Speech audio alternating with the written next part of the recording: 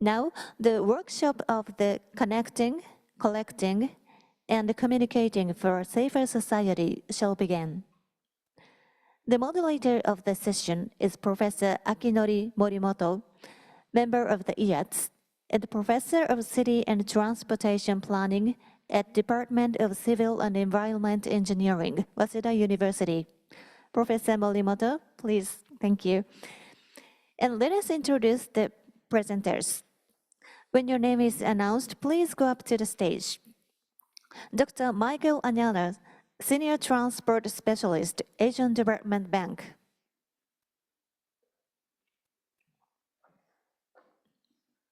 Mr. Yasuhiro Suhara, Director, Team 1, Transportation Group, Infrastructure Management Department, Japan International Cooperation Agency. Ms. Claudia Adliasola Estile, Deputy Director, Global Urban Mobility, Director, Global Health and Road Safety Program, World Resources Institute. Now I'd like to pass the floor to Professor Morimoto. Okay, thank you very much. Good afternoon, everyone. My name is Morimoto, the moderator of these workshops. Okay, so the topic is connecting, collecting, communicating for the safer societies. Before starting the sessions, workshops, I'd like to briefly explain about the contents, the purpose of these workshops. The first of all, please briefly mention about the goal of the IATSS, contributing to the realization of ideal mobile societies. The purpose of the IATSS, almost 5 years ago, a global research alliance of traffic and safety was started. We called it the GIFTS. And then this project, name is the International Collaboration Project, was started in 2022. Based on our discussion of the project, that today I'd like to talk with you and distinguished guests about the collaboration and the futures. The first of all, please, I'd like to share is basic information about the GIFTS. Global Interactive Forum on Traffic and Safety, which was held in 2021. We discussed about the common vision, which is we all share the common responsibility to create a safer traffic society where no one is left behind. Based on this common visions, we propose is 4 big layers, starting from the political levels. That means it's common visions. Also, the indicator is very important ones. Professor Nakamura Hideki just talking about the research collaborations based on the, many research results. And then third level is practical levels. You know the safer system is required, and also the traditional 3 E's in the other E's, and many other methods and designs is required making this a zero society. And finally, today's big issue is traffic safety cultures. And according to this pyramid, our task is a focus on the third levels. That means is social implementations. And especially I'd like to focus on the 3 topics. One topic is the information sharing with the international organizations. And second topic is the construction of the low traffic safety city database. The final is just talking about sustainable human resources developments. That means today's topics is connecting, collecting and communicating for the safer society. And give me the time to explain about is present situation in Japan. The first of all, just keep in your mind is 11th fundamental traffic safety programs is the biggest programs in terms of the traffic safety in Japan. According to these programs, we are making better societies without traffic accidents. Also, our target is to achieve the safest road traffic in the world with less than the 2,000 fatalities per 24 hours. This target is equivalent of the global plans. You know the decade of the actions, 50% of the reduction by 2030 is almost the same as our goals. Also, I'd like to mention about cross-cutting importance. Just see this one. This is important to share and utilize the Japanese knowledge with the rest of the world and to promote the international collaborations and corporations. That's why this conference was held in Japan. Also today, many facts was announced. One of them is a history of Japan. You know, left figures, road traffic deaths in Japan, almost 60, 70 years. Hopefully, our traffic accident, especially focus on the fatality, was reducing year by years. Based on the old countermeasures and various field. Simply, you want to understand what's happening in Japan. We have first stage focus on technologies, and then focus on all the systems, including the society change, and finally we are struggled in tackling about the cultural change.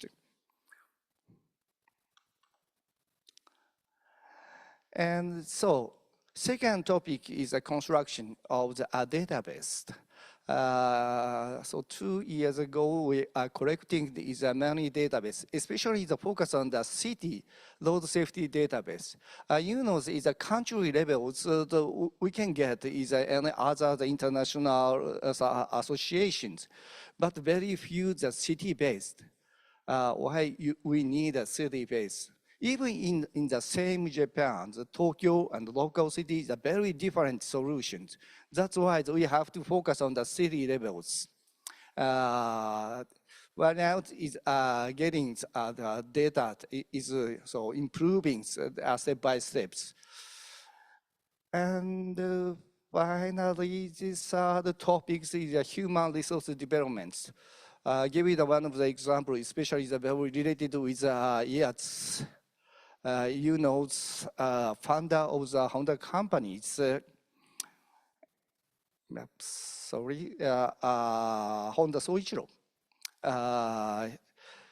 Honda Soichiro and the Malaysia Prime Ministers was discussed about the human resources development in 1983, almost 40 years ago. And the younger professionals from the 10 countries are invited to Japan for almost 2 months. And these programs are nurturing the leader capability of the contributing to the sustainable development of their countries and society in the futures. Throughout their stay, they build the leadership skills through the various hands-on learning experience. Each program has 20 participants and learn twice a year. And this new program was started in this fiscal year. As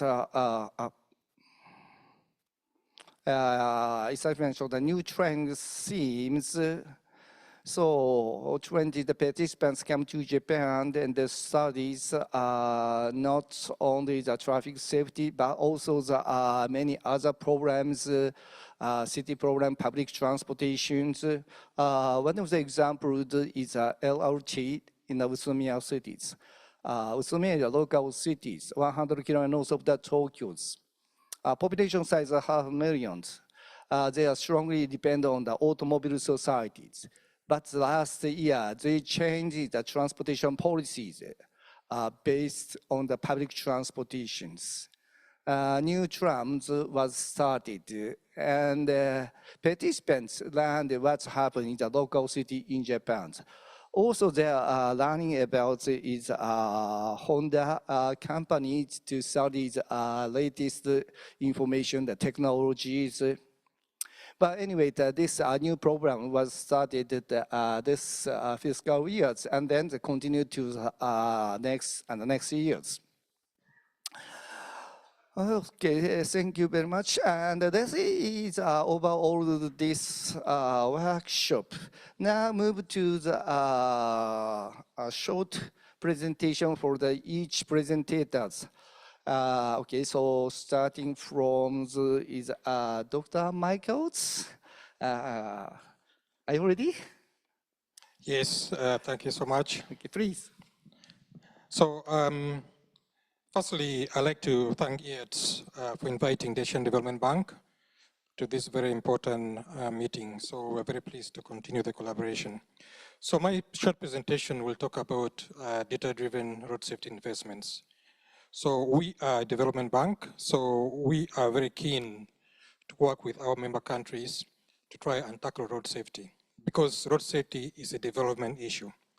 So we know that in the region, almost 3 to 5% of GDP is lost annually as a result of road death and serious injuries on the roads in the region. And the graph on the left really shows the changes that countries have gone through since 2010 to 2021, if you look at WHO data. And two key things I'd like to point there. One is that on the horizontal axis, you can see governance in terms of governance effectiveness. So countries that have good governance in terms of their investment in infrastructure tend to do better in improving road safety. So that we know. And also, you can see then that there's a correlation that moves down. Our big issue here is that we know that the group of countries that is on the bottom right, so Japan, Korea, Australia, Singapore, are doing much better. But these are also high-income countries. So how can we make our emerging economies in the region jump in terms of road safety and join this elite group and continue to improve? So this is what the Asian Development Bank is trying to work with and find solutions to say that by 2030, we can drastically cut road deaths in the region. Now, one point to make here is that investments required to address road safety is not much. So the infrastructure gap in the region is high, we know, almost 550 billion needs to be invested annually, but we need only 3% of that to address road safety. So there really needs to be no excuse. Safety must come first. I mean, I'm also an engineer, so as I was told. So if it's not safe, don't build it. So we need to put much effort on that. Now, in line with this theme of the workshop, one particular problem in terms of demonstrating investments for road safety is that there is a disconnection between the cost and the benefits of road safety. So the solutions of road safety and the problems lies elsewhere, as has been discussed already widely. So in terms of user behavior, in terms of management systems for road safety, the vehicles and the roads. But the bill for road safety is paid by others, okay? So the health sector bears a lot of the burden. Businesses and families, countries spend 1% of GDP on insurance premiums, and then for other people, there's long-term care needs that needs to be taken. So the connection is not very clear between solutions and the source of the problem and where the bill and the benefits go. So we need to try and create those connections. Now, within ADB and working together with other development partners, so to try and address some of these issues around data and make sure that we have information required to inform investments and policies, we established the Asia Pacific Road Safety Observatory in 2020. This is not a new initiative because actually observatories exist in other parts of the world. So it was based on those. Essentially, it's intended as a hub for connecting road safety stakeholders. At the moment, there are 27 members of the observatory who are countries, and there's still opportunity for more 27 to join. Now, these members are not just emerging economies, they are also high-income countries within the region. So, for example, New Zealand is a member, Australia is a member, hopefully Japan also will join soon. The key objective of the observatory is to support data collection and studies that will impact road safety policies. But now also what we're discussing is how can we use this forum to make sure that we can scale up road safety investments within the region. So we may change some of these objectives a little bit. And I would just like to mention that there was an annual meeting of observatory here in October. That's the picture on the right, where also IATSS collaborated with us to deliver this. So thank you so much for that. Now, what we also know already is that for most road safety issues, solutions exist. The question is the money is not enough, so how can we invest in the most optimal manner to make sure that we maximize our investments in road safety? I think one thing that was mentioned earlier was safety performance indicators. It would really be nice to have these indicators for countries so that they can monitor how and where the most interventions are required in road safety. So for example, let's take indicator 4 of the UN Voluntary Global Road Safety Indicators, which says that by 2030, more than 75% of travel on existing roads should meet the technical standards for all users. We know that most crashes occur on small proportions of roads. If we can determine where those crashes occur, then we can channel our efforts to invest in those areas. So we are working with other partners to get those data, define where this 75% of travel occurs, so that we can focus investments in those areas. Similarly, ADB is conducting another study, which is looking at helmet wearing rates. Again, this is another UN voluntary indicator, which recommends that by 2030, we should achieve 100% in terms of people using standard helmets for motorcycles. So we are developing an AI-based system that will use images to actually monitor helmet wearing rates in countries, okay? And you can see some very encouraging results already being shown for a few countries. Unfortunately, the helmet wearing rates, as you can see on the column on the right, are still below the required standard. India performs worst, consistent with what other speakers said earlier. Now, the advantage of having this kind of data is that when refined, it will tell us which areas of the network, which districts, which provinces have the lowest rates of helmet wearing. What we can then do is work with law enforcement, with other communities to say, can we then target enforcement, can we then target intervention in this area to try and make sure that they improve, and then we monitor this going forward. So this kind of data, we like it. For ADB is very good, because then it will inform our investments and also discussions with countries. So then, as I move towards closing, I'd just like to also share an example project that ADB completed. So this is the Shaanxi Road Safety Demonstration Project in China. It was about 300 million project. It is our first road safety focused project in ADB. And it achieved very good results, this project. I think it was also awarded the IRF award. So thank you, Susanna, for that. And then many other internal awards within ADB for this. So as a result of this project, so deaths and injuries were substantially reduced. We used International Road Safety Assessment Program to measure star ratings, and that shows great improvement. We provided a lot of training to professionals so that knowledge is embedded within countries as well as to students.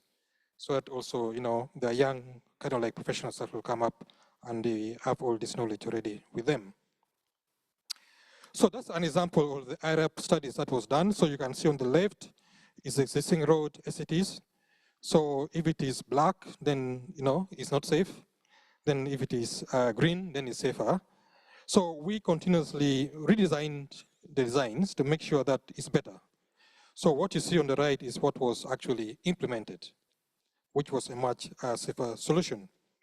So the point here is that there are proactive methods of designing roads better. Sometimes countries may not have crash data to inform designs, but then road safety assessment programs like this ones can be very useful. And then to close, I like to say we can find solutions to most problems. Actually, the solutions for road safety are mostly known. We know what the risk factors are. It has been discussed, speed, helmet wearing, and others. We can work with governments and people who are responsible for building infrastructure and manufacturers to try and address those problems, okay, and find solutions. So I won't go through this slide, but I was saying that together as a community, we can work hard to address this. So this is how we address the issue of the Shanxi. So initially there were resistance, hesitations from engineers to try and change the designs. So then we had to show them international evidence, say, look, at how other countries do it, it's possible to do that. And we went along. And then this has made a big difference in China, and they're replicating this approach now in many countries. So I think this is the last slide, and thank you. Thank you very much, Dr. Michaels. Very impressive the speech, starting from the data collections, and also the many times you mentioned about the evidence-based policy makings. And then mentioned about the APRSOs and this fiscal years. Thank you coming to those cities and ride on the LRTs. This is the first time to collaborate with the IATSS. Thank you very much. Okay, so move to the next presenter is Mr. Suhara. Please.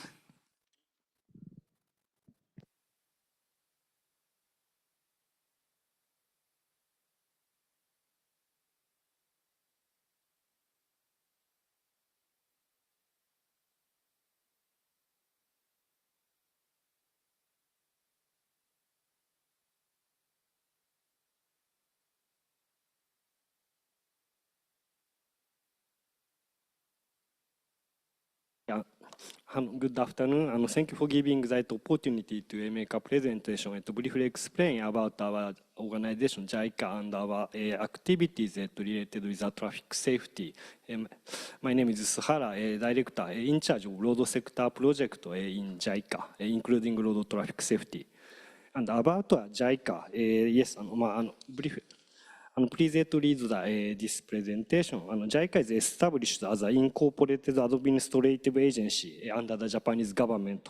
JICA aims to contribute to promotion of international cooperation as well as sound development of Japanese and global economy by supporting a socio-economic development, recovery or economic stability of developing region. This is the official definition of our organization. Yes, this is our operation. So I would like to skip the in detail. So please see the materials. But JICA operation is very concentrated to the Asia, especially for the Southeast Asia and South Asia.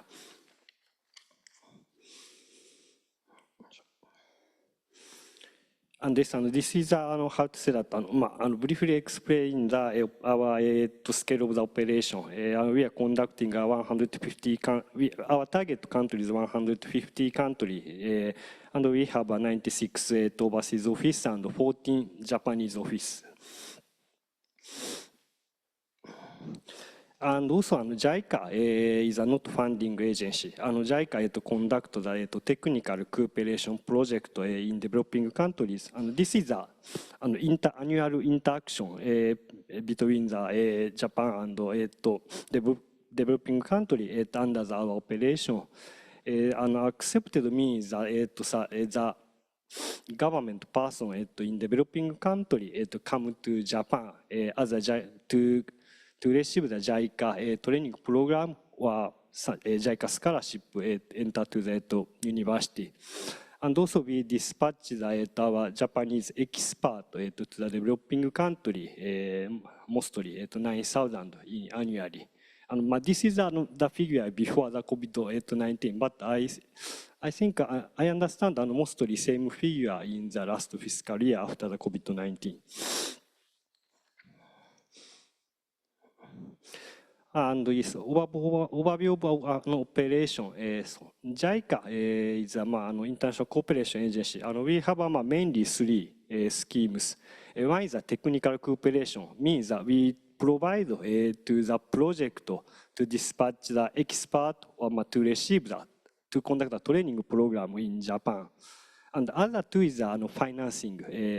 One is grant aid. Grant aid is we provide some fund to conduct the project like construction or to purchase the equipment or something to developing country. And the other is a loan. Loan is mostly same, but the amount is very big. Yes, I'm sorry. This material is sorry in Japanese, but this is JICA traffic safety related project. We conducted a lot of infrastructure project in the past, including to construct the flyover or to improve the road shape or to improve the road and intersection. The main purpose of that project is to improve the urban traffic congestion, but also that is a contribute to road safety. And I don't recognize that before coming to this today's gift seminar, but so JICA spend a lot of money to promote the public transportation, to usage of public transportation. For example, so to construct the mass rapid transit or to formulate the urban traffic master plan. That also main purpose is to solve the traffic congestion. But I recognize that the modal shift from the vehicle to public transportation is a very help to reduce the traffic accident. And about the traffic safety main purpose project, initially we conduct a project in Vietnam from 2006 to some phasing and until 2014.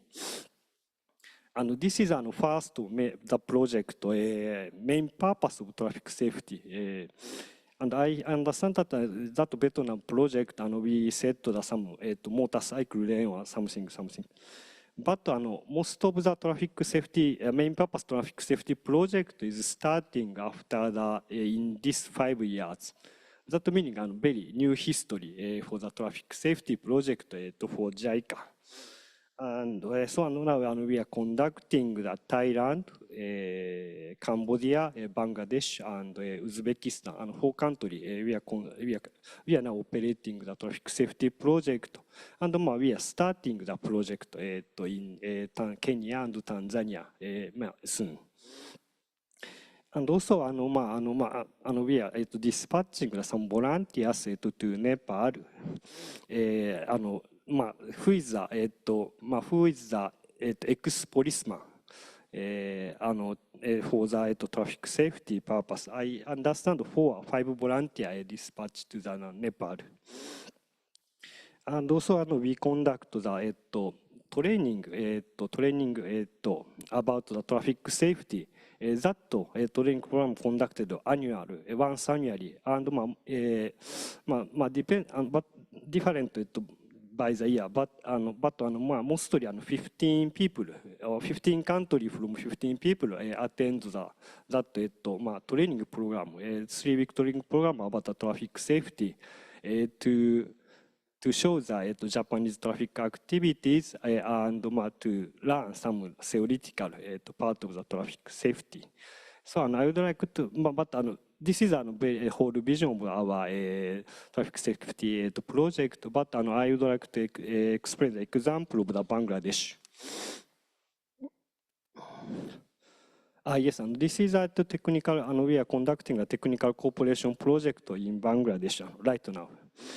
And this target is Dhaka Metropolitan Police. So main target is police, and we are conducting the capacity building for the police about the firstly the analyze of the accident data.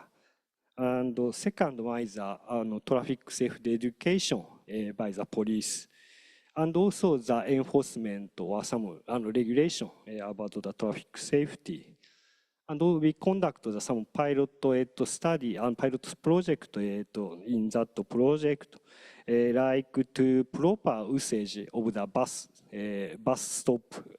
Might is how to say that. So there is a bus bay in the along the road, but most of the bus not use that bus bay, and they ride on and ride off with another place of the bus bay. That is maybe not good for the traffic safety, and we conduct such kind of pilot project, and also to set the signal, traffic signal for the pedestrian in front of the hospital. In front of the hospital means a lot of pedestrians cross the street to catch the public transportation, but there is no signal or no zebra zone for the pedestrian, so we set such kind of traffic signal. And also we have some campaign campaign for the children to utilize the character of the Sesame Street to enlighten to the children for the importance of traffic safety. And also that is very common about the poster concours about the traffic safety, also conducting that project. And also Bangladesh police people coming to Japan, and I hear that their impression, their most impression is how to say that school commuting by the pupils in elementary school. Yes, in Japan, school pupils go to the school basically by on foot. And so a lot of local community people, and especially for the retired person, to stand up along the commuting route by pupils, and so that is the most impressive for them. And I hear that, and they would like to introduce that system. And time is gone. And also, this is a JICA cooperation strategy. And basically, JICA cooperation strategy can download it from our website in this URL, only Japanese version. And if English version is necessary, please contact me. But about the 4E, our strategy is basically 4E approach, enforcement, engineering, education, and emergency. But we don't do everything. Our main doing part is enforcement. Firstly, before 4E, we are conducting the capacity building about the data analysis, data collection and data analysis for the traffic accident. And the enforcement is also to capacity building for the police. Like to enforcement like the traffic law, like alcohol drink driving or something. And about the engineering issue, yes, JICA is conducting it mostly for the infrastructure. And not we are conducting about vehicle technology. And education, about education, and our activities mostly, main target is for the children in the school and pupils. And not for the driver. That meaning JICA can cover everything about that. And also about the we conduct the 4 project. I find a lot. Yes, we are making some output of that project, but we have some challenge for to conduct the traffic safety project. One is about the involvement of the experienced person from Japanese expert, especially for the police and for the emergency, some fire rescue person or something. And also about the education, our project period and also budget is very limited. So we can set the some we can set a curriculum material that we conduct some pilot educational activity in certain area, but to expand the nationwide and to continue the more long year is some of the challenge of our project. This is a very overview of our traffic safety cooperation, and thank you for your attention.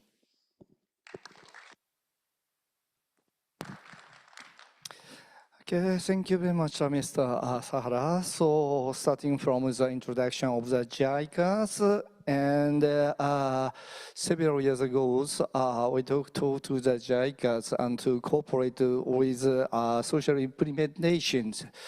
And today is just talking about traffic accident and conservation program, the public transportation, and also giving us some example in the Bangladesh. And also, you mentioned about the educational program, especially for the expert from the 15 countries and 3-week training. That is a very good chance to communicate to each other. Okay, move to the third presenters, Miss Claudia. You keep giving us is a very good keynote speech, and please is the additional speech, please. Thank you very much. Again, I appreciate the opportunity. And I have been asked to reflect on these 3 important words: connecting, collecting, and communicating. And so I think the panelists have made very compelling arguments on this, but let me chime in a little bit here. So I think we need to start by, highlighting that we have a global status report on road safety that gives us really a good understanding of what is happening. And I'm not going to repeat this because I already mentioned some of the main statistics earlier today. But what I want to say is that road safety is a complex issue. We have the international agencies that are thankfully focusing and trying to really see what can be done. The national governments in each country, they have a very important say, not only the transport sector, but the health sector, the interior sector with the police, education, finance, even commerce and innovation.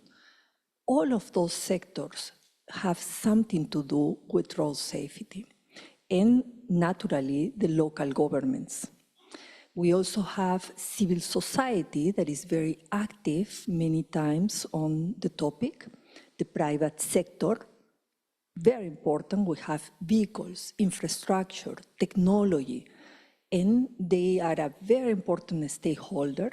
Financial organizations like the multilateral development banks, the private and public finance organizations, and development organizations. We have here the Asian Development Bank and JICA, the academia, and others. So all of these actors are interacting and are, in a way, participating in one way or another in road safety. I said in the morning, it's such a complex issue that touches at least 8 of the development goals, the Sustainable Development Goals. So one reflection here for the ones that have been working a long time in road safety, you know that when you talk about road safety, sometimes the governments or the organizations where you work will minimize that work. There are other things that are more important, that are of concern. Road safety tends to be a second, a third priority topic.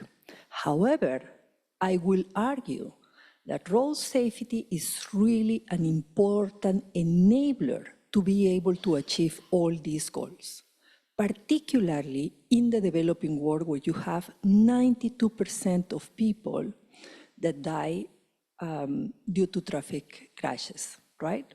Or better to say, they don't all die from traffic crashes, but it's 92% of all deaths in traffic crashes that happen in the developing world. Yeah? if it is such a complex issue, the solution has to be also holistic. And that's why I'm very glad that I have been hearing more and more the system approach. Yeah? It is okay to have milestones by different topics, but what is not okay is to just work in silos without connecting these topics.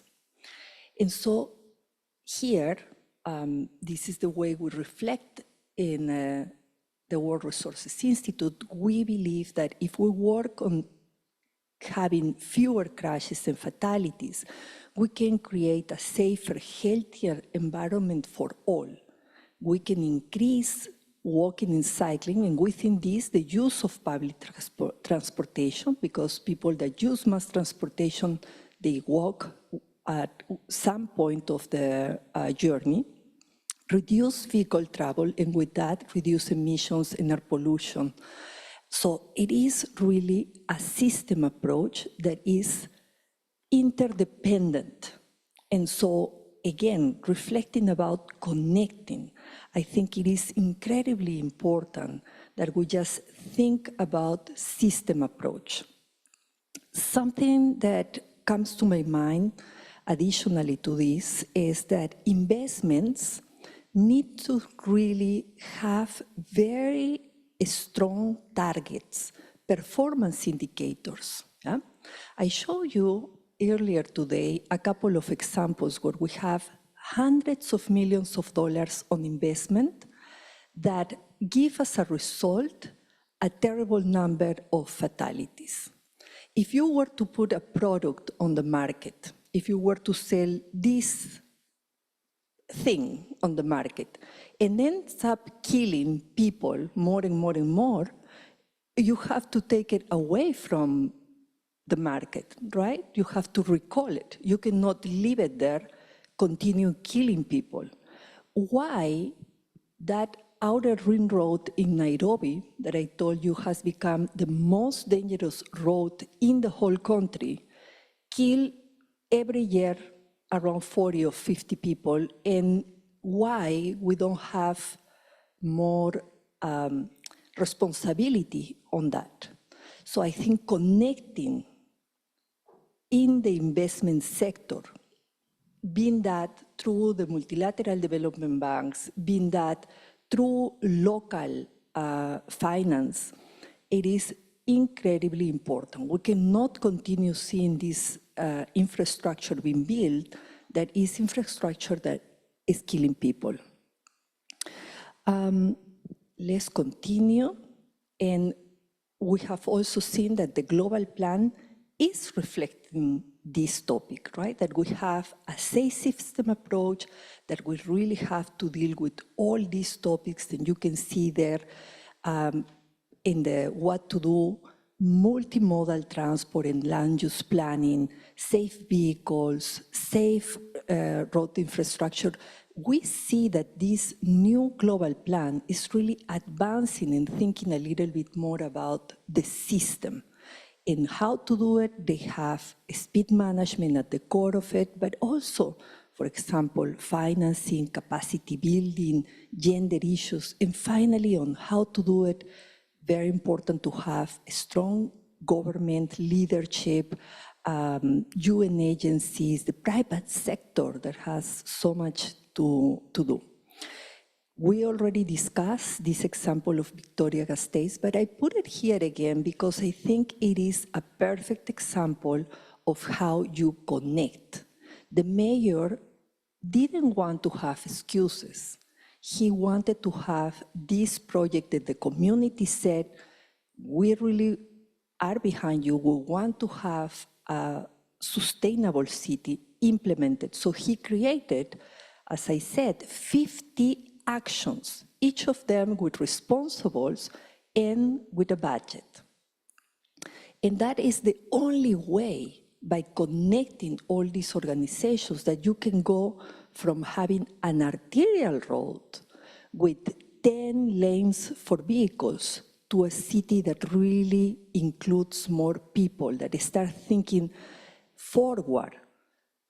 and includes nature so that we can start cooling off and really giving a better quality of life to people. In terms of collecting, I completely agree with all of you that data is critical, not only to identify what is going on, but also because, again, road safety is a topic that doesn't make it to the priority list. So we have to have a very strong narrative to say these are the places where we need to improve the investment, where we need to focus on. And that's the way we were able to make the case for speed management in the city of Bogota. A lot of data, the same thing here with motorcycles. We started noticing more and more 10 years ago that motorcycle safety was worsening in all the 3 continents where we work, Asia, Latin America, and in Africa.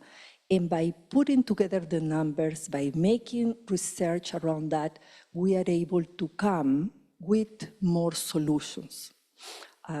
You have seen this is the analysis that we have done in these 6 cities, and finally communicating, going back to the community and telling them, look, we have looked at the data, we have connected all these points, these are our recommendations, let's start acting on it.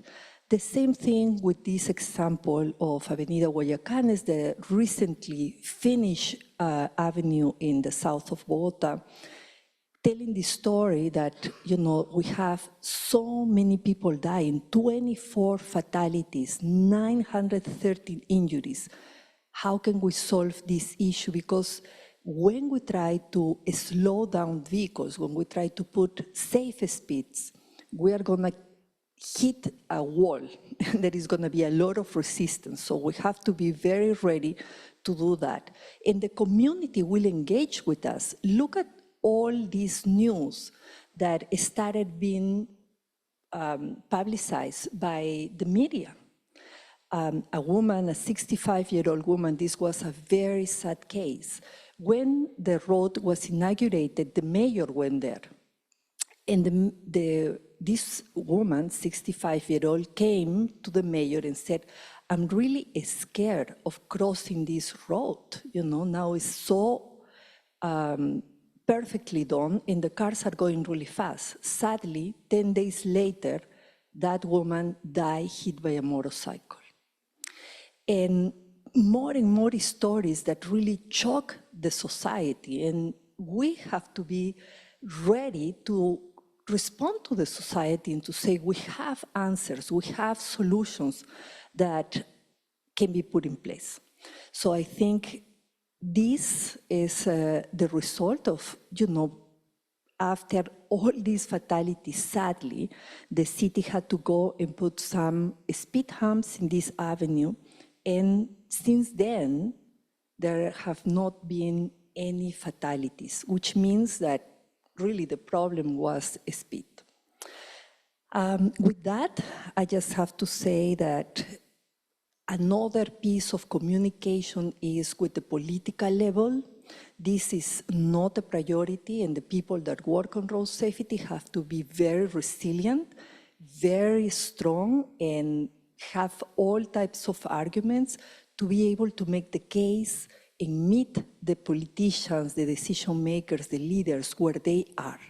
So very important to just think about these 3 areas. And thank you again for your attention. Thank you very much, Ms. Claudia. Very impressive the speech, and starting from the complex issues and also touch upon SDGs. And I know that 92% of the traffic accidents is based on the developing countries. So many people was died. And also that we need a system and approach. If we promote the system and approach, also the collaborations is many involving also parties. Anyways, giving So we get is additional information, and thank you very much. So now we move to the free discussions times. I have it about 40 minutes.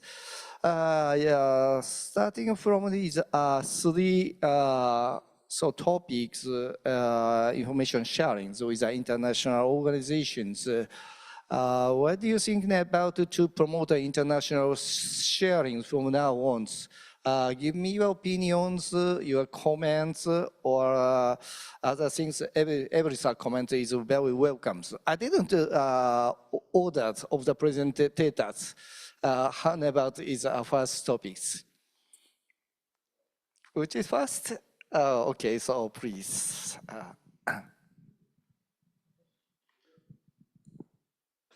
About the information sharing among the international organization is a very welcome for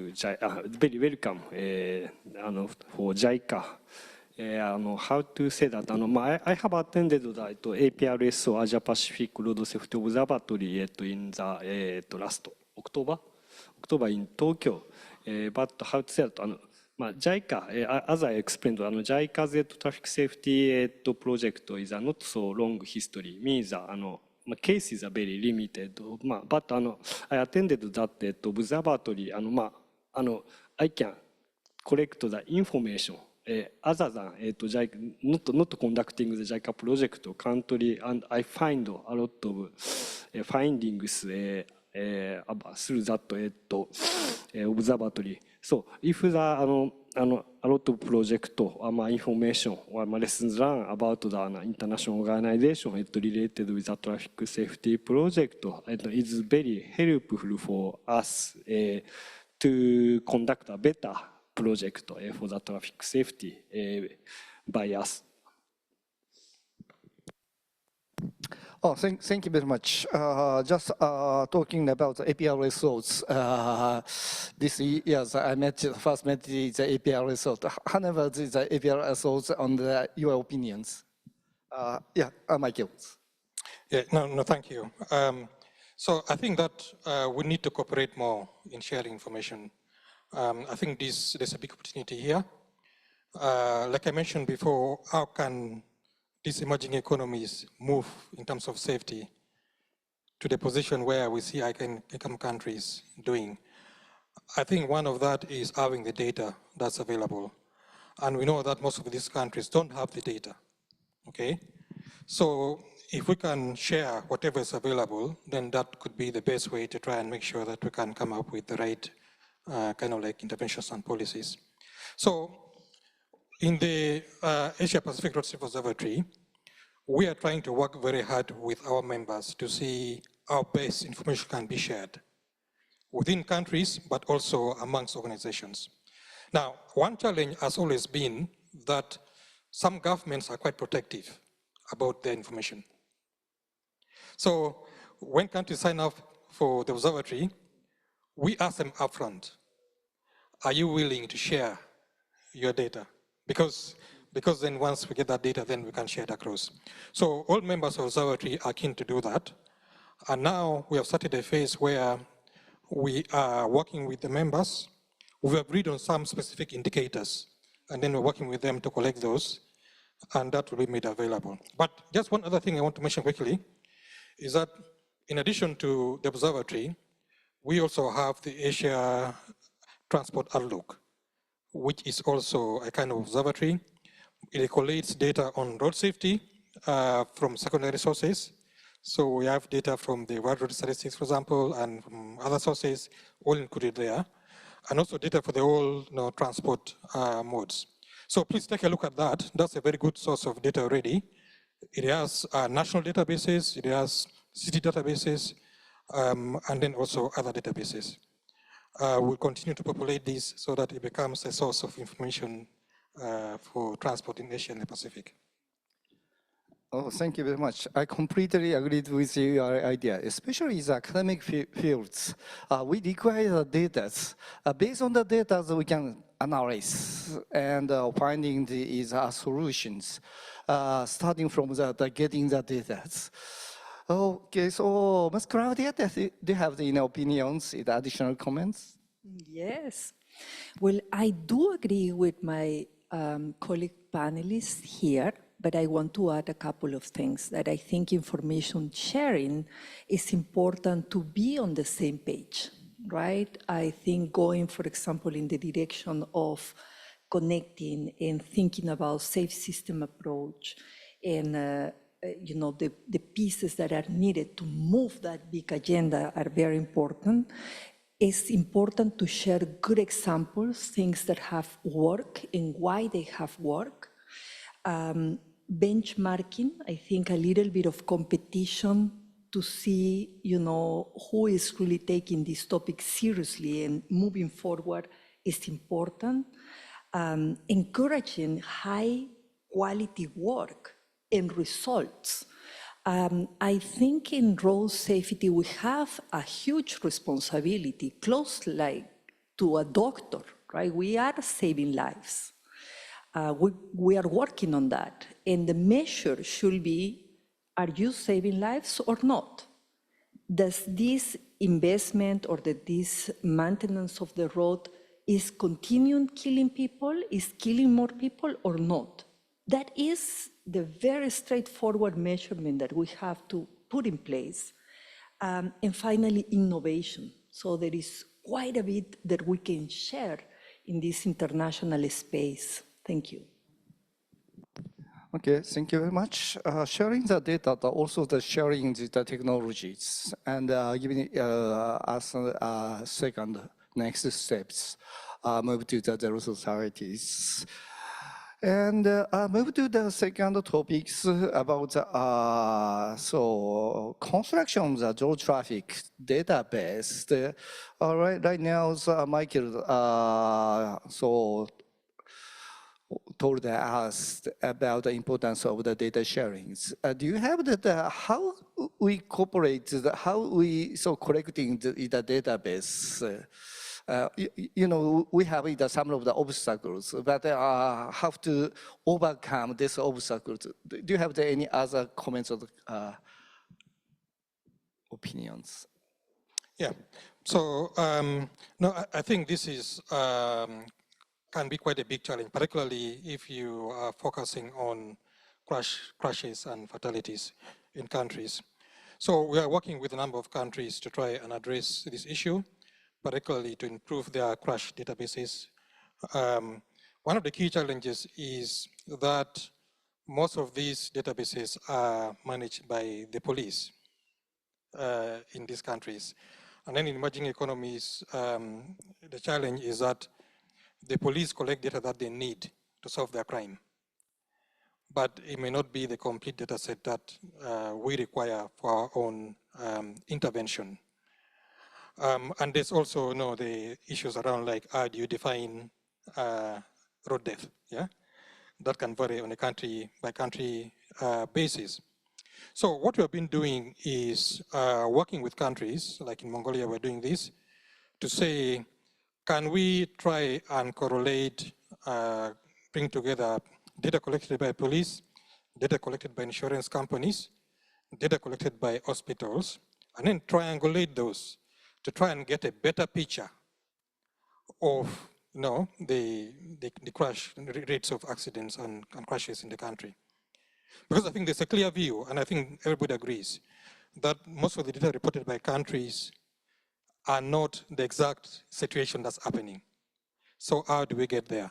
So a lot of work needs to be done to make sure that that happens, and through the observatory, we're working a lot with countries to establish these databases to make sure that the quality improves. Okay, thank you. Any other participants or presented that related opinions? Yes, so please.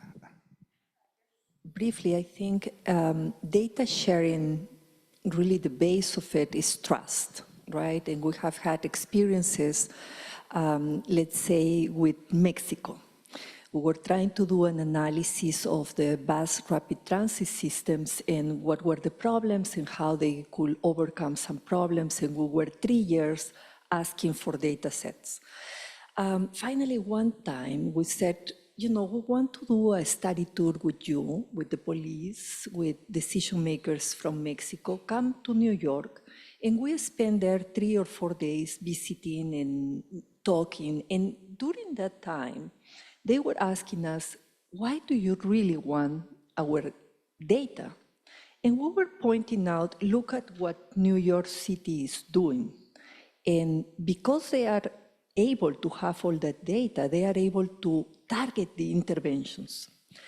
They returned home on Saturday. On Monday, they sent me all the data for 3 years, including addresses and telephone numbers. And I was like, no, I don't want to see that, But data sharing is really trust.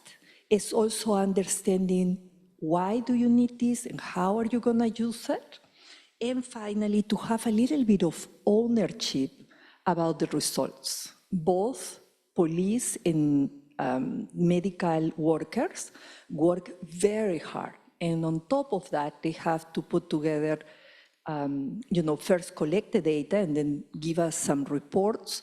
So for them to circle back and say, this is the way we use your data and look how important it has been to avoid other fatalities, I think is critical. Thank you.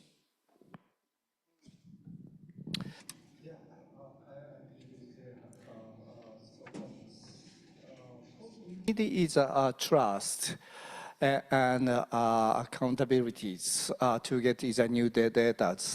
But the trust is not easy to construct. That is a step by step, keeping the information and communicating with each other, sometimes and eating and so.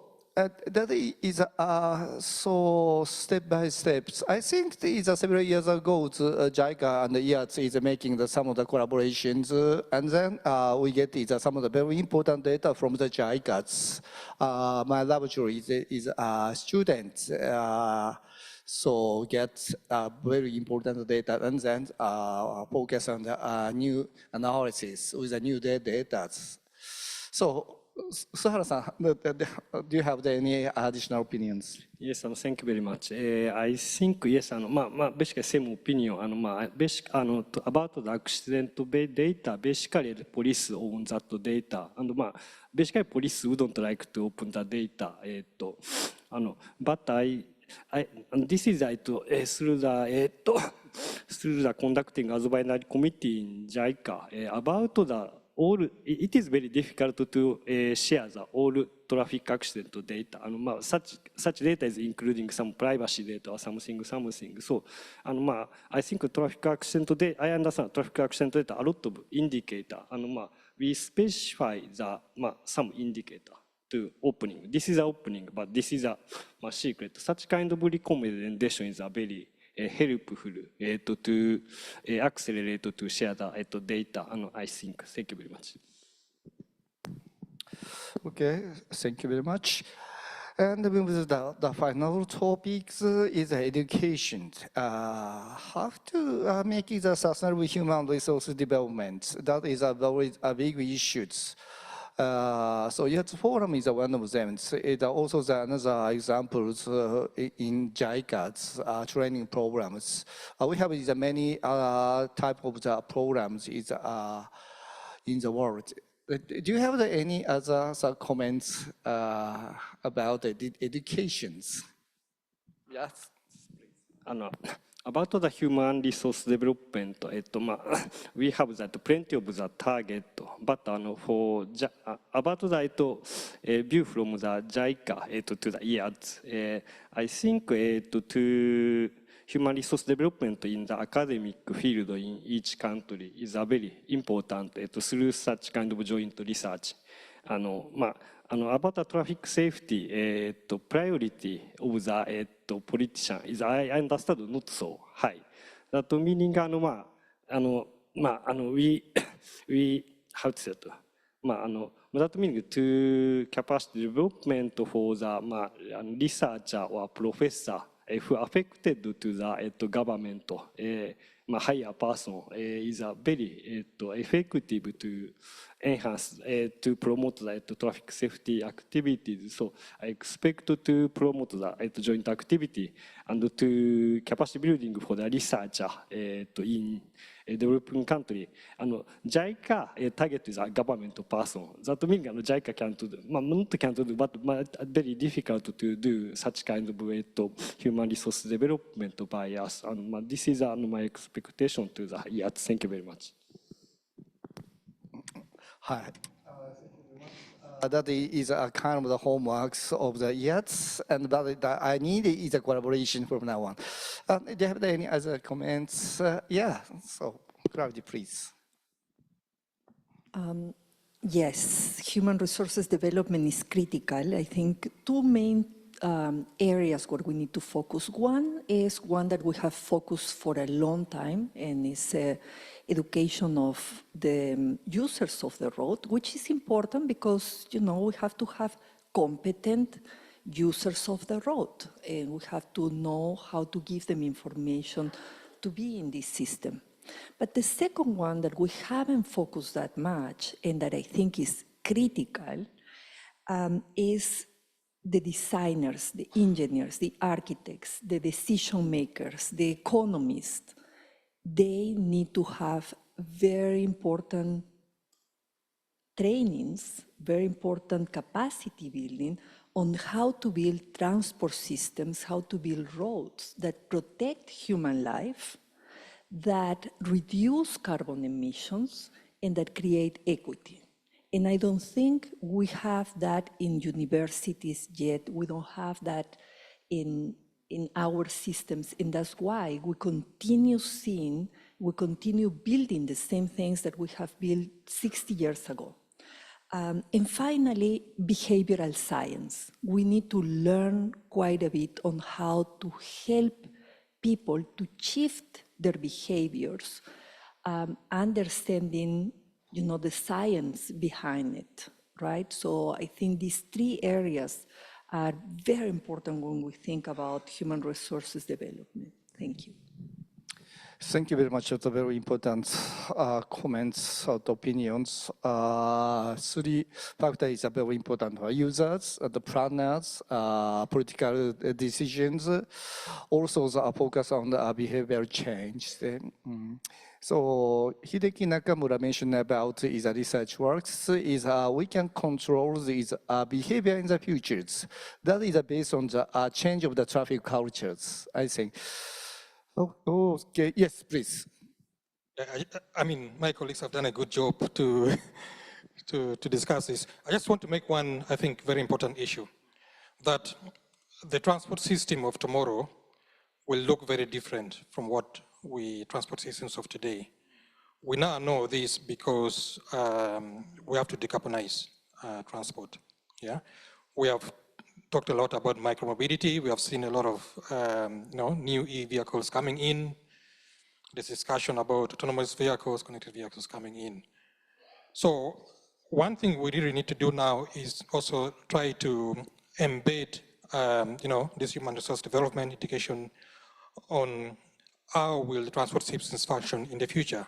Because if we build investments today, roads or infrastructure, this will last for many years. Yeah.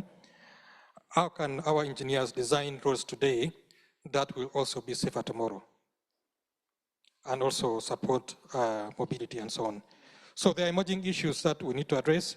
I think this is where, like, Asian Development Bank would be very keen to collaborate with academia, with research institutions, and other organizations to see how we can bring these new innovations and embed them in countries, particularly developing countries, so that they start to learn about these new innovations and ideas. Government sets the right policies that can ensure that the private sector and other organizations deliver products that will be safe in the future. So I'll stop there. Okay, thank you very much. We didn't talk about the future transportation systems. You mentioned about the EVs, new mobilities, especially the autonomous cars is gradually spread out in the world, starting from the US, the China, but this fiscal year in Japan, we have some of the social experience introducing the autonomous cars is a level 4, there are no driver systems. And the first stage we have is a very complicated one, is a normal car, the ABS. Also the new programs will be happening in the future. Also that we are focused on the new programs to achieve the vision zeros. Okay, thank you very much. I have the 20 minutes more, just so get some of the opinions, is a question from the floors. Any comments, is there questions? Raise your hand. Yes, please. Hello. Okay. Thank you for the discussion today. I think my big question over here would be, we talked about a bit of international benchmarking earlier. And I think one of the key things when it comes down to benchmarking is that when we get data, it has to be sort of homogeneous throughout the, all the countries, right? Or cities, whichever. And most of the time I see that data isn't really that homogeneous in that sense. So when we say crashes, do we talk about just crashes that cause human consequences or just crashes that cause, property damage? But in the end, some places, they consider everything as a crash. So how do you then, convince, like, let's say in the case of ADB, convince that, okay, we need certain data, or how do we keep all the countries have like a certain form of like standards when it comes to data collection? I guess that's the question.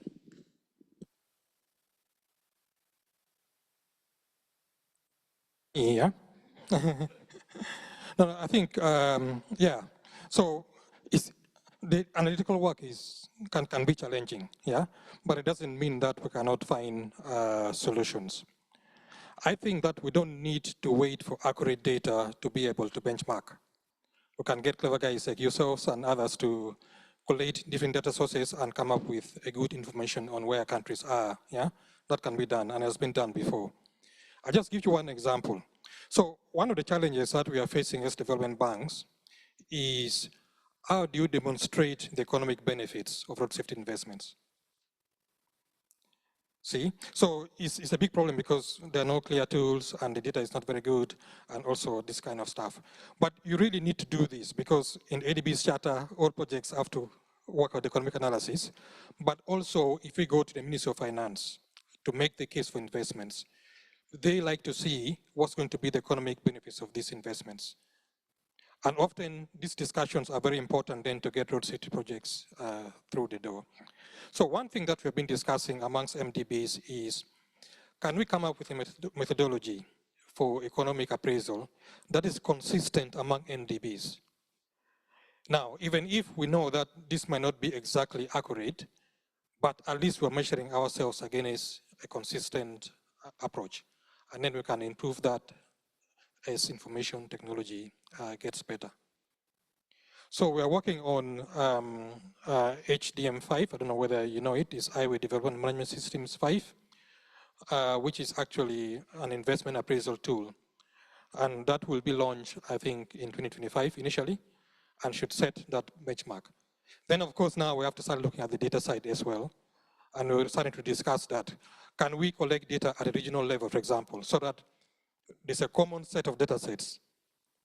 So if our project teams would like to do an analysis, would like to see that they use that range of data, because then we can double check it. But if a project team decides to go and use a different data set, then they need to explain why it is better than what we are providing. That for us would give us some consistency. It allows us to measure one project to another, and how one country is performing to another, similar to what the WHO is doing with their approach. Because WHO data is based on modeling. So it's not exactly the perfect data. Yeah.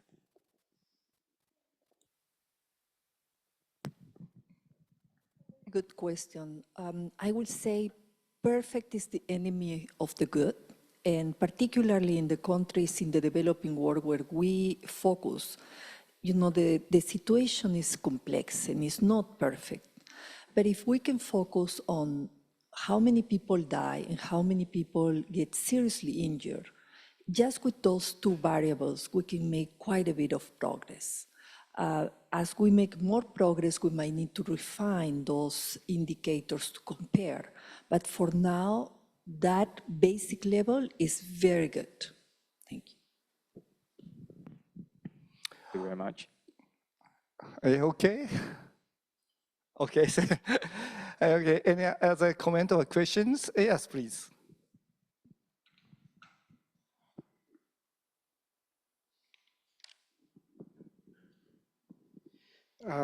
Question to Michael. Excuse me, could you give me your names or Sure. country? My name is Ashir Ahmed. I work in Kyushu University.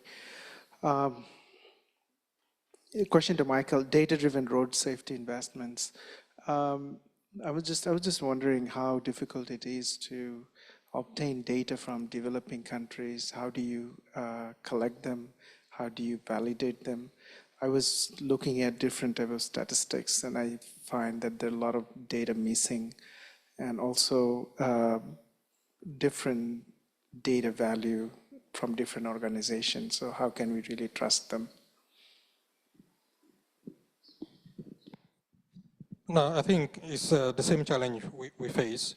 So what we are trying to focus more on is looking at the risk factors for road safety, yeah?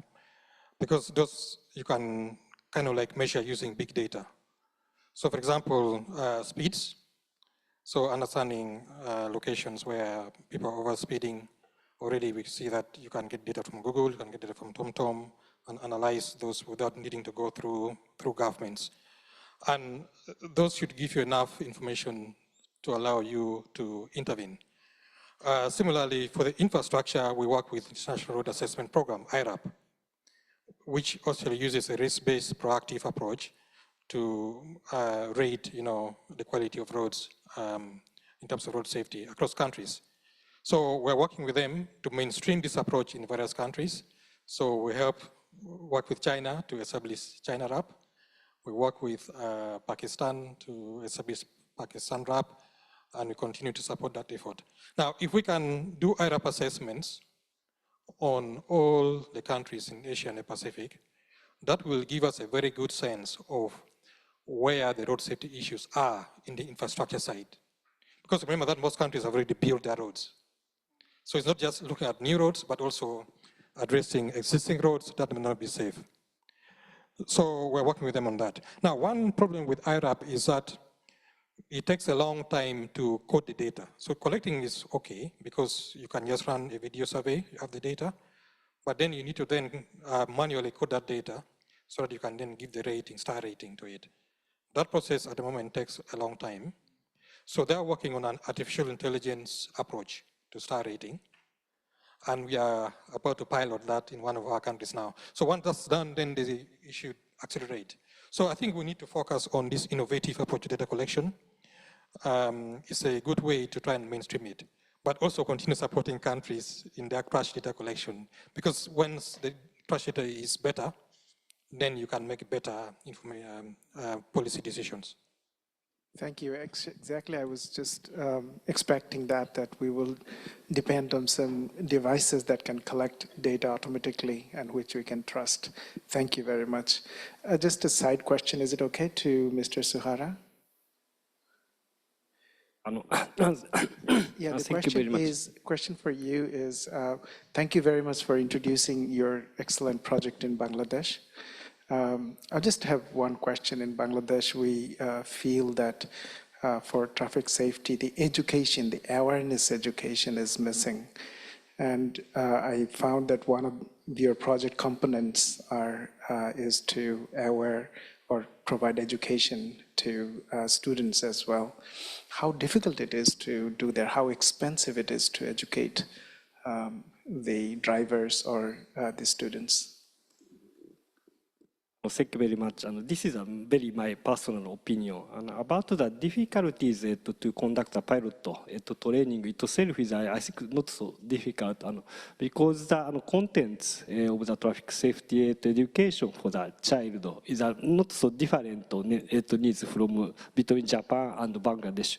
I think the learning content is mostly same, but we have to follow the context of the Bangladesh culture. So that is one of the concern to do that.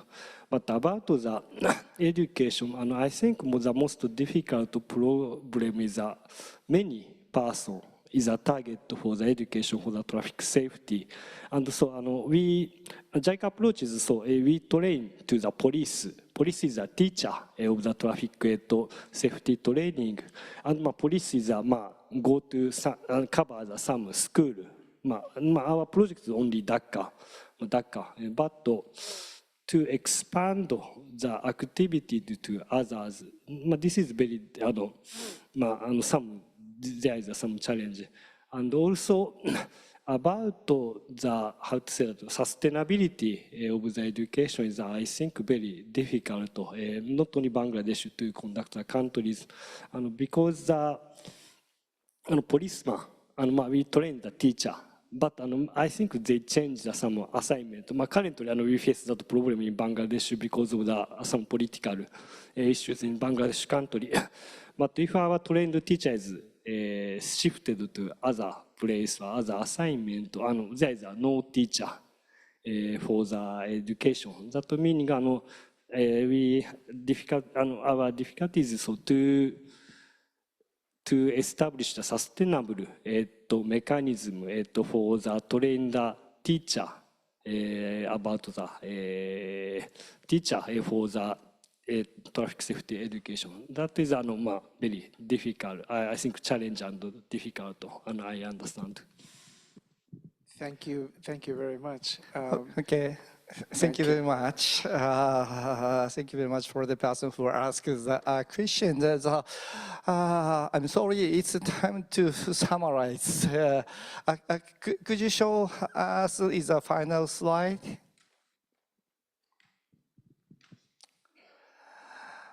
Okay, so I'd like to winding up this workshop. President of the IATSS, Takeuchi Sensei, I mentioned about is a common vision of the IATSS Vision 2024. We take a mutual responsibility to realize a safe, sustainable, and a positive mobility society in which no one is left behind, both domestically and internationally. That is our common goals. These figures show you that clearly understand how to reach the ideal mobility society. The focus on the three big topics: sustainability, mobilities, well-being. And then today's workshops, we are talking about three C's: collectives, connectives, communications. Of course, that the keyword is not single. That is so communicate so connecting with each other. The final so talkings is a focus on this figures. How do you think about is a final conclusion of these workshops? Please give me your final comments within maybe the 2 or 3 minutes. Okay, which is first? Yeah, already first, please, Gratia. Thank you. I think you have summarized it really nicely in the slide that you have here. Again, this is a topic that has interdependence. And because of that, we have to work together on it, right? So I think just using data, collecting, connecting, making sure that all these stakeholders work together, that we as a community are coming to these events and really sharing information, working together is very important. And finally, communicating and just making sure that that cycle repeats over and over again. very important to include the topics of sustainability, of equity within the work that we are trying to do. So in the graphic that you have created, I really like it because it's all intertwined, and that's what we need. Thank you. Okay, thank you. Please. No, I think it's perfect. And what I would say is that this aligns very well with where we see the future going. So being able to link, road safety with sustainable development and climate change agenda is really fundamental. And we need to do that for many things, but also to make the case for money. So these days, if you don't talk about climate change, you don't get the money. So I need to find a way of embedding it that way, but they're all connected, yeah? So I think as road safety professionals, I think we should not work in silos. Let's engage with the others and try to work together. Thank you. Okay, thank you. Finally, Sara-san. And yes, perfect summarize. Connecting, collecting and communicating for safer society is very important. Because to achieve the traffic accident zero society is a very big agenda, huge agenda. That meaning only one organization can achieve that goal. That meaning connecting, collecting and communicating among the organization, not only international partner, including private company or some NGO or something is a very important and perfect summarization. Thank you very much. Okay, thank you very much. We are talking about very big issues. We cannot summarize all of them, but our common visions, our common goals, and visions are traffic safety and also the sustainable society is a very important one. Also, today's topics is creating the traffic culture. It's possible. How we reach is better traffic culture. That is, I think, is collaborating, communicating from now on. Continual effort is a very important one. Well, anyway, thank you very much. Maybe that it's time to finish. Thank you very much for your cooperation in hearing this discussion, the workshops. Thank you very much. Thank you very much, everyone. Please go back to your seat.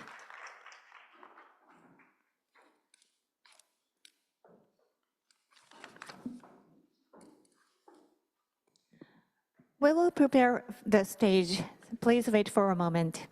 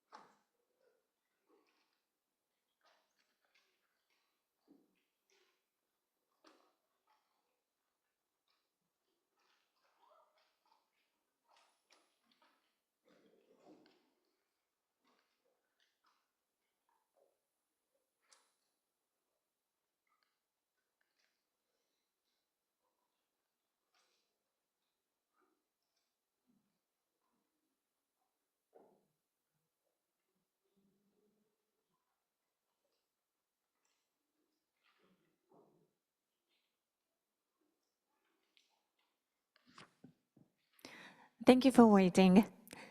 For the celebration of 50th anniversary of the IATSS, we would like to hear a summary from Professor Fumihiko Nakamura, IATSS Board of the 50th Anniversary Chairperson. Professor Nakamura, please.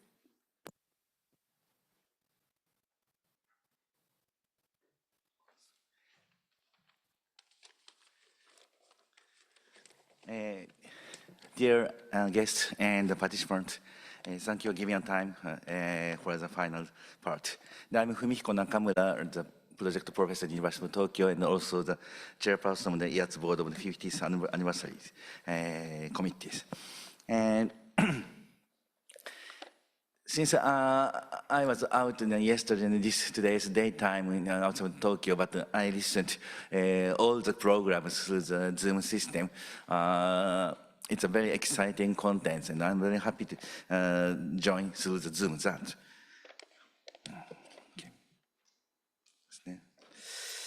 So I have been given the honor of the giving speech to summarize the 50th anniversary of the founding of the IATSS in the final part of the final installation GIFTS, which has been running for 10 years. And I would like to take a moment of your time to talk to you about it. Needless to say, IATSS, which is celebrating the 50th anniversary this year, has been developing unique activities that are interdisciplinary and international, which is rare among academic organizations in Japan since its establishment in 1974. There are many things worth noting in its history. But in 2013, after the Great East Japan earthquake in 2011, IATSS announced the IATSS vision under the name of the former president, Mr. Oguchi. Would you show the next slide, please?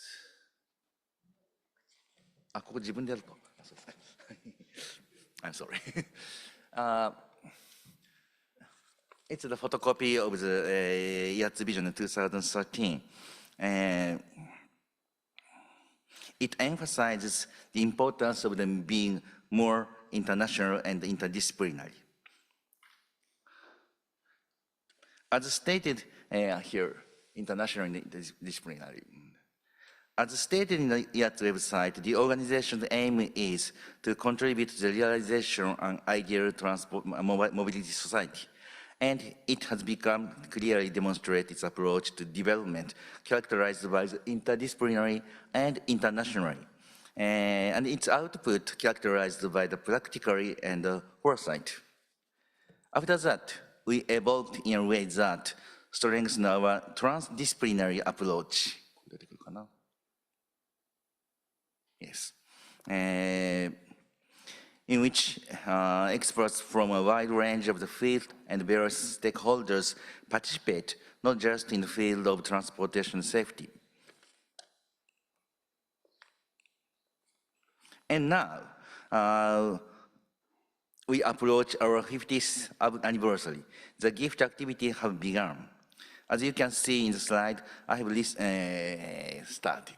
So, and finally we got to 2024, and we had 10 gifts, and I have listed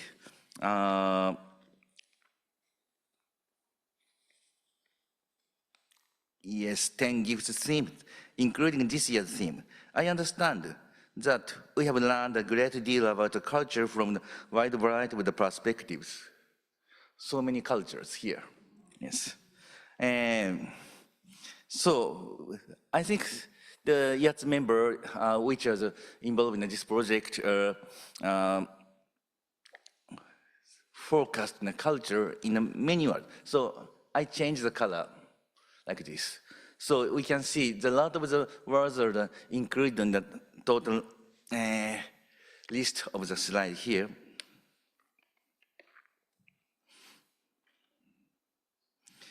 So we have accumulated many perspectives that we should bear in mind as we work to create a safe society free from traffic accidents. After the coronavirus pandemic, the technology for participating in online conference has become much more widespread. And we have been able to make use of this to organize hybrid face-to-face and online conference.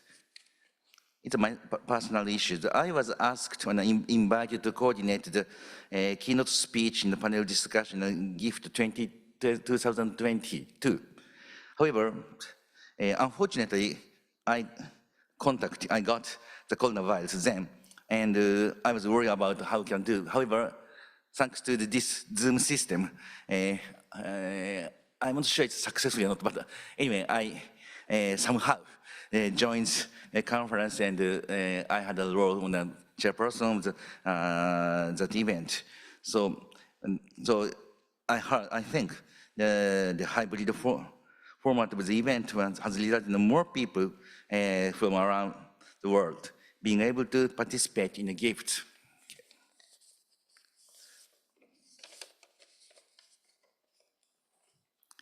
In preparation for the 50th anniversary in the IATSS, the IATSS members have spent a lot of time preparing in various ways. In addition to the ceremony, they have also been involved in a number of the other activities, including the publication of commemorative books in English as in Japanese, and the presentation of comment awards. One of the important tasks they have been working on this is the creation of the new vision. The new vision, which was mentioned by the President Takeuchi in the morning, and also just a few minutes before by the Professor Morimoto. The new vision itself was announced by the IATSS President Kazuhiko Takeuchi at the commemorative ceremony on September 17th, 2024, about 3 months ago. So today, I would now like to introduce the detail of this vision once again. So,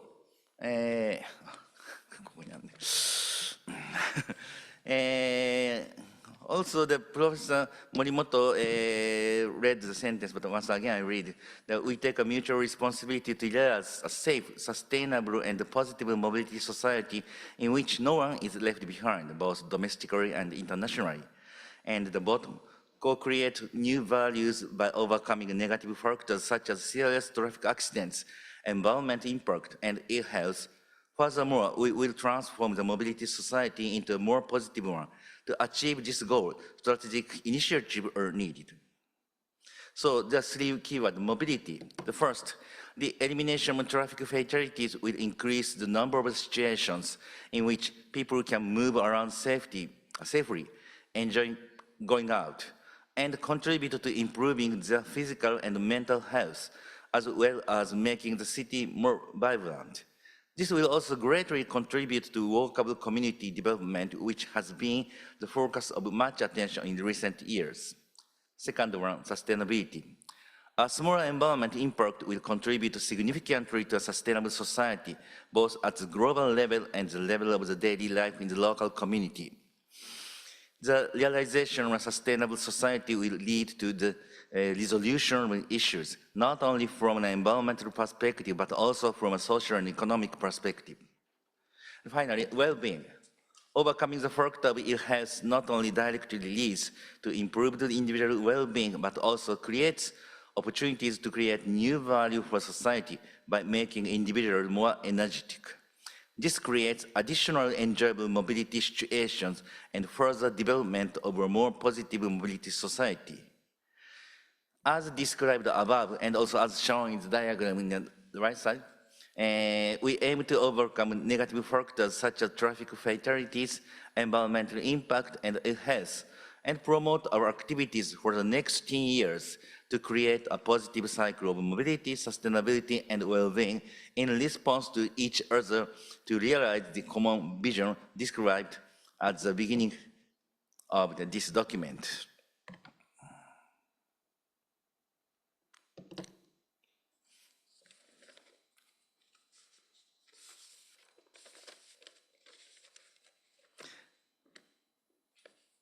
Although the word culture does not actually appear explicitly in the text of this vision, as you have heard in today's discussions, the perspective of the culture is very important in realizing this vision with the aim of creating an ideal mobility society.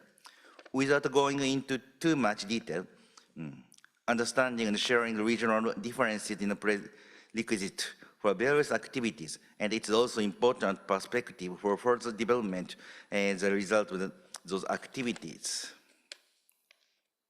Interdisciplinary, transdisciplinary research is our strength. Different background and different specialization can mutually understand each other well, and sometimes a great chemical reaction might be happening. And with the power gained there, we can overcome issues that are difficult to solve, and a new path can be shown there. I think that the cultural perspective is always necessary in such activities.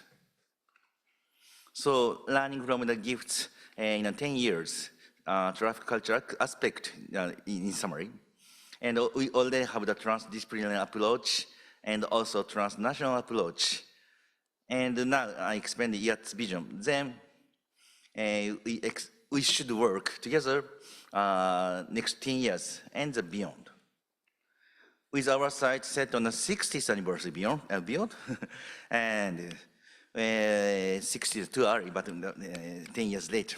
And we'll continue to learn, grow, and disseminate information more actively than ever as a society. Okay. On behalf of the 50th Anniversary Strategic Council, IATSS Board of the 50th Anniversary, as a chairperson, I'd like to ask your continued support for the activities of the society in the future, and conclude my speech with this. Thank you so much. Thank you, Professor Nakamura. At the end of this symposium, Nobuyuki Kawai, IATSS Executive Director, will address the closing remarks. Mr. Kawai, please go up to the stage.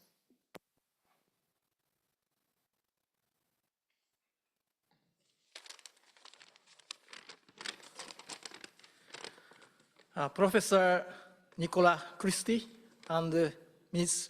Claudia Adriazola-Stein, the keynote speakers. Professor Hideki Nakamura, Ms. Susanna Damataro, Dr. Wouter van den Berg, Dr. Gassan Ablebde, and Dr. Azusa Toriumi, the discussion coordinator and panelists. Professor Akinori Morimoto, Dr. Michael Anyala, and Mr. Yasuhiro Suhara, the workshop moderator and presenters.